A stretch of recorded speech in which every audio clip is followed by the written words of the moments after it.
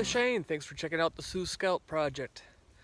First Saturday in December 2017. It's a mild one so far. Tonight it's going to get down mid to upper 20s, which will be a good time to test out some of my new toys here. Mainly this right here. It's a 20-degree underquilt from Hammock Gear. I haven't played around with it very much, but tonight's going to be a good night to try it out, along with a bunch of other stuff that I've already, pretty much everything you've seen on this channel. If not, you'll see it sooner or later. I got my my inexpensive Grand Trunk hammock, which works pretty well. To-go systems. Oops, there it is. My heavy tarp, which is awesome for winter camping and such. An old Eureka sleeping bag that's not too exciting, but it works.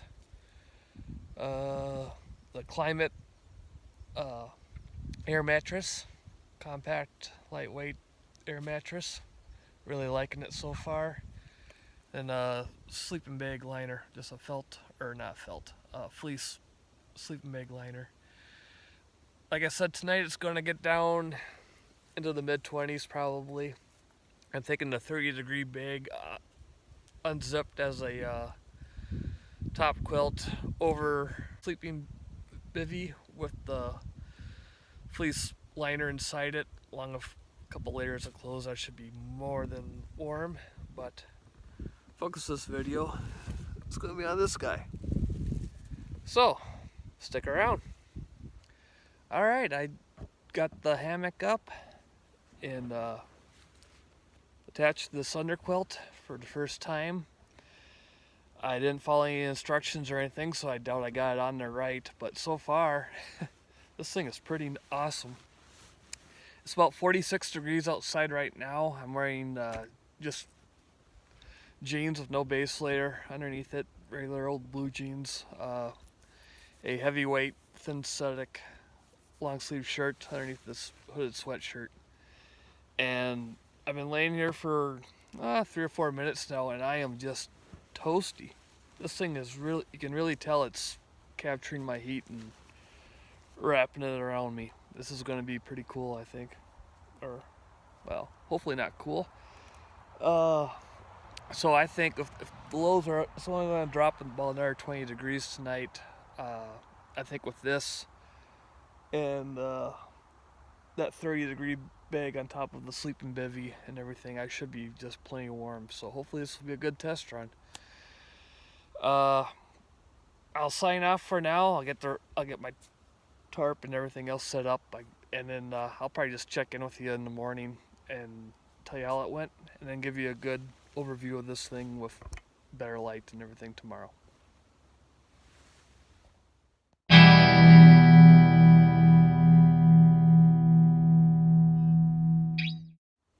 Well, it's about 8 o'clock the next morning. I survived. It wasn't too terrible last night at all, actually. I think I got down to like about 26.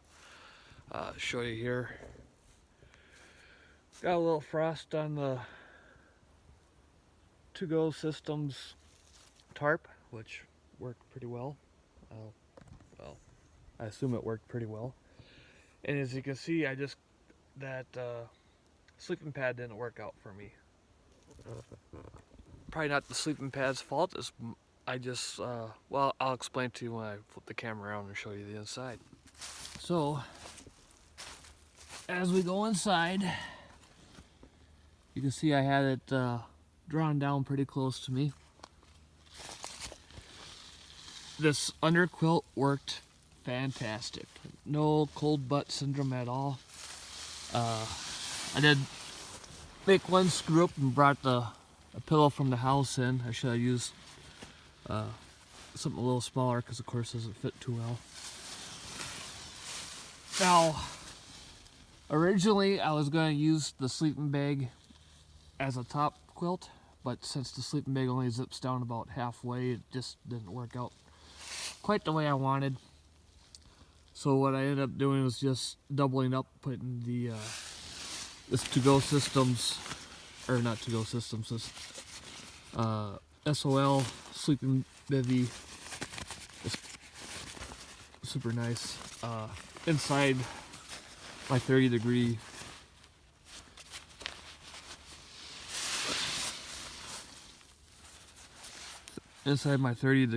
Eureka Silver City bag, and just use it as a regular bag. It seemed to work fine. Pulled it up over my head. Far as that sleeping pad, I didn't have it positioned right. I think I should have adjusted the hammock a little better, but the foot end kept on kicking out, and every time I moved a little bit, the thing slid like a banana peel on ice. So I just threw it out after a few minutes. I didn't need the extra insulation from the air in the air mattress. Like I said, this new underquilt worked great. I'm really happy with this thing. I'll when I start tearing things down here, I'm going to probably do a full review on that. But overall, I'm happy with this kit.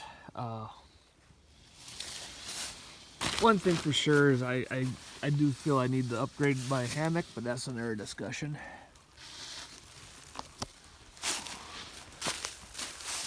Here and see the other side.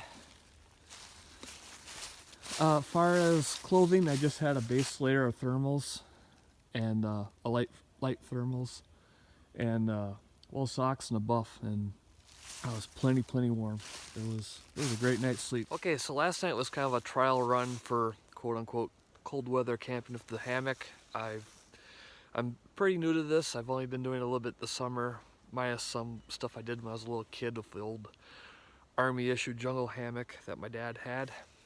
I got a lot of confidence now that I can do this in the winter with a little more equipment, a few tweaks here and there.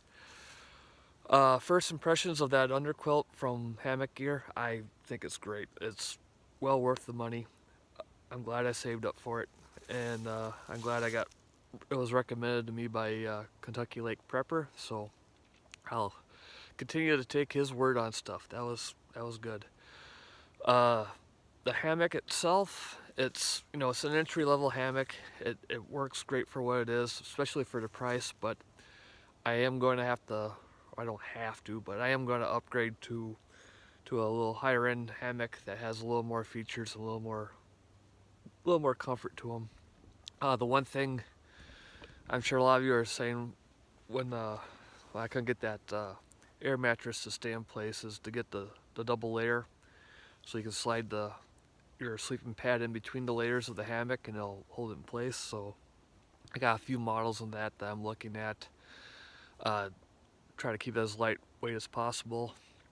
So there's a few models I'm looking at. I think I got it narrowed down, so probably next spring I'll be upgrading that as well.